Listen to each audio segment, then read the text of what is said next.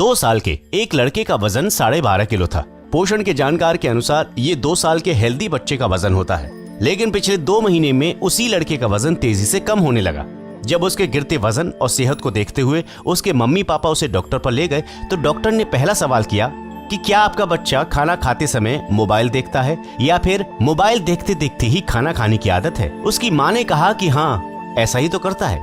वो बच्चा सिर्फ अकेला बच्चा नहीं है जिसे खाना खाते समय मोबाइल पर वीडियो देखने या गेम्स चलाने की आदत है। ज्यादातर बच्चे ऐसा ही करते हैं। इन दिनों कई बच्चों में वजन घटने, मोटापा बढ़ने, कुपोषण जैसी सामान्य सी लगने वाली समस्याएं बढ़ती जा रही हैं। इसके अलावा खाना खाते हुए फोन देखने और गेम्स खेलने की लत की वजह से attention deficit disorder, hyper activity और स्लीप डिसऑर्डर जैसी बीमारियां बच्चों के शरीर में घर बना रही हैं।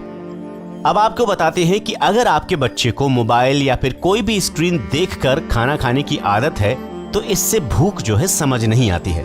आमतौर पर बच्चे खाना नहीं खाते हैं तो उन्हें मोबाइल दिखाकर खाना खिलाया जाता है, लेकिन भारत ही नहीं पूरी दुनिया के बड़े बड़े चाइल्ड स्पेशलिस्ट का कहना है कि स्क्रीन एडिक्शन की वजह से बच्चों में भूख लगने की प्रवृत्ति कम होती जा रही है। इन चिकित्सकों का मानना है कि जब बच्चे मोबाइल फोन पर फोकस करते हैं तो उनके अंदर से खाने की इच्छा ही जन्म नहीं लेती। इससे वो खुद को संतुष्ट महसूस करते हैं। वे या तो कम खाते हैं या फिर कुछ ज्यादा ही खा लेते हैं। इसका असर कुपोषण और मोटापा दोनों ही तरह से सामने आता है। वहीं दूसरी ओर जो बच्चे खाने के इच्छुक हैं लेकिन मोबाइल में लगा होने की वजह से बता नहीं पाते कि कब उनका पेट भर गया, तो पेरेंट्स उन्हें ज्यादा भी खिला देते हैं।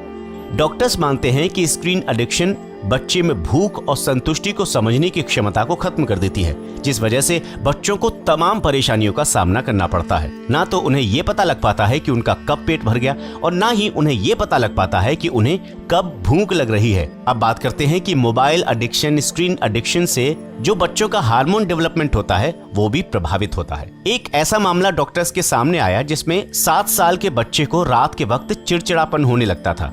पेरेंट्स से सवाल जवाब करने के बाद डॉक्टर्स ने महसूस किया कि बच्चा काफी देर रात तक जगता है और सुबह देर तक सोता है। बच्चे को सोने जाने के लिए देर रात तक कार्टून दिखाने की आदत डाली गई। डॉक्टर इसे काउंटर प्रोडक्टिव की संज्ञा देते हैं। डॉक्टर्स कहते हैं कि सभी इलेक्ट्रॉनिक उपकरणों से एक ब्लू लाइट निकलती है जो नेचुरल स्लीप हार्मोन मेलाटोनिन पर प्रभाव डालती है। इंसानी विकास के ज्यादातर हार्मोन्स रात को ज्यादा एक्टिव होते हैं, लेकिन जब बच्चा कम सोएगा तो उसका पूरी तरह विकास नहीं हो पाएगा। कम सोने की वजह से भी उनमें चिड़चिड़ापन आ जाता है। आपने इंद्रियों के बारे में तो सुना ही होगा। चाइल्ड स्पेशलिस्ट का कहना है कि बच्चों को अब काफी छोटी उम्र से ही इलेक्ट्रॉनिक गैजेट्स और डिजिटल मीडिया से रूबरू करवा दिया जाता है। जिंदगी के पहले 5 साल बच्चों को इंद्रियों को विकसित करने की जरूरत होती है, जिससे देखना, सुनना, महसूस करना, सूंघना और स्वाद लेना, इनमें ये शामिल आ जाते हैं। लेकिन इलेक्ट्रॉनिक गैजेट्स और मोबाइल बच्चों की देखने और सुनने वाली इंद्रियों को नुकसान पहुंचाते हैं। इसका उनके जीवन में शॉर्ट टाइम और लॉन्ग टाइम दोनों तरह का इफेक्ट पड़ता है। अगर शॉर्ट टर्म इफेक्ट की बात करें तो उसके सोने में कमी आ जाती है, वो चिड़चिड़ा होने लग जाता है। वहीं लॉन्ग टर्म की अगर बात करें तो बच्चों में व्यवहार से जुड़ी समस्याएं पैदा हो जाती हैं। फोकस करने में दिक्कत आती है, स्कूल में परफॉर्मेंस खराब हो जाती है और अटेंशन डेफिसिट की समस्या भी हो जाती है। वो ज्यादा दिमाग कहीं पर नहीं लगा पाते हैं। अब आपको बताते हैं कि बच्चा मोबाइल अगर ज्यादा इस्तेमाल करता है तो उसका ऑप्शन क्या है। आपको बता दें, फिजिकल एक्टिविटी बच्चों के लिए इतनी ही जरूरी है जितना उन्हें पानी और खाना। इस स्क्रीन एडिक्शन के साथ बच्चों के आउटडोर खेल पर भी नेगेटिव प्रभाव पड़ता जा रहा है। डॉक्टर्स का ये भी कहना है कि बच्चे के विकास के लिए फिजिकल एक्टिविटी और बाहर खेलना बहुत जरूरी है। बाल रोग विशेषज्ञों का मानना है कि जिंदगी के पहले कुछ सालों में बच्चों के दिमाग का विकास हो रहा होता है और बाहर खेलने के दौरान दिमाग के विकास की गति और सीमा बढ़ जाती है। बाहर खेलने के दौरान बच्चों के न्यूरल नेटवर्क को चुनौतियों का सामना करना पड़ता है और फिर वो बच्चों को हेल्दी वयस्क बनाने में मदद करते हैं। जिन बच्चों को बचपन से ही गैजेट्स की आदत पड़ जाती है वो विकास की इन प्रक्रियाओं में पिछड़ जाते हैं, जिस वजह से बच्चों को हाइपर एक्टिविटी और अटेंशन डेफिसिट जैसी समस्याएं पैदा हो जाती हैं। अब सवाल उठता है कि बच्चे अगर मानते नहीं हैं तो ज्यादा से ज्यादा कितनी देर तक उन्हें मोबाइल दिया जा सकता है। इलेक्ट्रॉनिक गैजेट्स की लत की वजह से बच्चों में सामाजिक गतिविधियों में हिस्सा लेने की प्रवृत्ति भी कम होती जा रही है। आपने देखा होगा कि जब भी आपके घर में कोई रिलेटिव आता है या फिर किसी मम्मी पापा के दोस्त या फिर कोई बहुत अच्छा इवेंट हो रहा होता है तो बच्चे उससे अलग थलग ही रहते हैं। ना ही वो उसमें कोई अपना इंटरेस्ट दिखाते हैं और ना ही उन बड़े लोगों की नमस्कार या फिर गुड मॉर्निंग करके उनका आदर सम्मान करते हैं। डॉक्टर्स मानते हैं कि डिजिटल मीडिया की वजह से बच्चे पूरी तरह से सामाजिक नहीं हो पाते हैं। इस वजह से उनमें बचपन में बोलने की प्रक्रिया भी देर से शुरू होती है। इन बच्चों को बड़े होने के बाद कम्युनिकेशन स्किल से जुड़ी परेशानियों का सामना करना पड़ता है। इलेक्ट्रॉनिक गैजेट्स की टाइम लिमिट को लेकर डॉक्टर्स का मानना है कि 5 साल से छोटे बच्चों को 1 घंटे ही मोबाइल देना चाहिए ज्यादा से ज्यादा। अगर बच्चे 5 साल से ऊपर हैं तो उन्हें ज्यादा से ज्यादा 2 घंटे तक मोबाइल चलाने देना चाहिए। गैजेट्स ज्यादा इस्तेमाल करने वाले बच्चों को काउंसलिंग और सामान्य लाइफ की ओर लाने की कोशिश करनी चाहिए, नहीं तो बहुत देर हो जाती है। अब बात करते हैं कि बिहेवियर से जुड़ी परेशानियां इससे बढ़ने लगती हैं।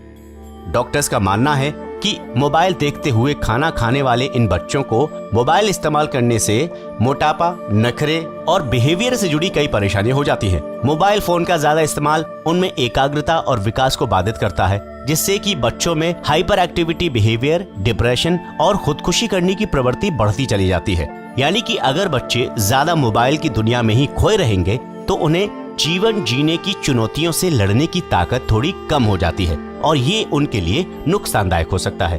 अब सवाल उठता है कि बच्चे मोबाइल की लत को छोड़ें कैसे? तो ये सिर्फ आप कर सकते हैं, मम्मी पापा कर सकते हैं, क्योंकि आपके पास और बहुत सारे ऑप्शंस हैं। जब मोबाइल नहीं हुआ करता था तब भी बच्चों को पाला जाता था और वो अच्छे से पलते थे और आज तक महान महान वैज्ञानिक और बड़े बड़े इंजीनियर और बड़ी बड़ी महान हस्तियां इस दुनिया में पैदा होती आई हैं, वो भी बिना मोबाइल चलाने के। तो आप ये कोशिश करें कि ज्यादा से ज्यादा उन्हें मोबाइल ना ही दें और दूसरी एक्टिविटीज में उनको शामिल करवाएं। इसके लिए आपको क्या करना है, मोबाइल और टीवी देखने का समय तय कर दीजिए और सख्ती से इस नियम को लागू कर दीजिएगा कि इतने से इतने तक मोबाइल चलेगा। खाते हुए और सोने से पहले बच्चों को मोबाइल फोन कतई ना दें। इस समय बच्चों से बातचीत करें, उनकी दिन के बारे में पूछें, उन्हें इंटरेस्टिंग बातें करें। अगर आपके पास टाइम नहीं है तो ये आपकी कमजोरी है, बच्चों की नहीं। बच्चों के लिए जो नियम तय करें उन्हें खुद भी फॉलो करें और ये ना कहें कि सारी जिम्मेदारी बच्चों की है और हमारे बच्चे तो हाथ से निकल गए, क्योंकि बच्चे हाथ में ही रहते हैं। बस आपका हाथ ही टाइट ना हो तो बच्चे रुकेंगे कैसे? बच्चों को story telling, board games, outdoor activity जैसे कई कामों में व्यस्त करना आपकी जिम्मेदारी बन जाता है। अगर आप अपने बच्चों का एक अच्छा भविष्य बनाना चाहते हैं, जिसके लिए आप अपनी पूरी जिंदगी की कमाई लुटाना चाहते हैं, तो क्यों ना 2 घंटे या 3 घंटे अपने बच्चों के लिए इस तरीके से निकाल लें कि उनको मोबाइल की आदत ना पड़े और वो हेल्दी रूप से हेल्दी एक्टिविटीज में शामिल होना शुरू कर दें। बच्चों को मनाने, खाना खिलाने या कोई लालच देने के लिए कभी मोबाइल फोन का इस्तेमाल ना करें। उनके लिए कोई और चीज का इंतजाम करें, उनको बाहर ले जाएं। कुछ कभी कभी 1 हफ्ते या 3 हफ्ते या 4 हफ्ते में बाहर आइसक्रीम खिला दें। बाहर किसी अच्छी कंपनी की आइसक्रीम खिलाएं, वो भी लिमिट में, और आप उनसे ज्यादा से ज्यादा इंटरैक्टिव हों। जब भी आप बच्चों को छोड़कर अपने दूसरे कामों में बिजी हो जाते हैं तो बच्चे वो विकास नहीं कर पाते जितना वो कर सकते हैं।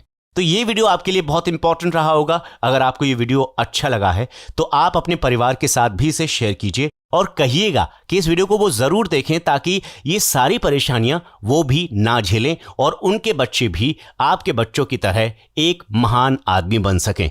अभी फिलहाल दीजिए इजाजत। नमस्कार।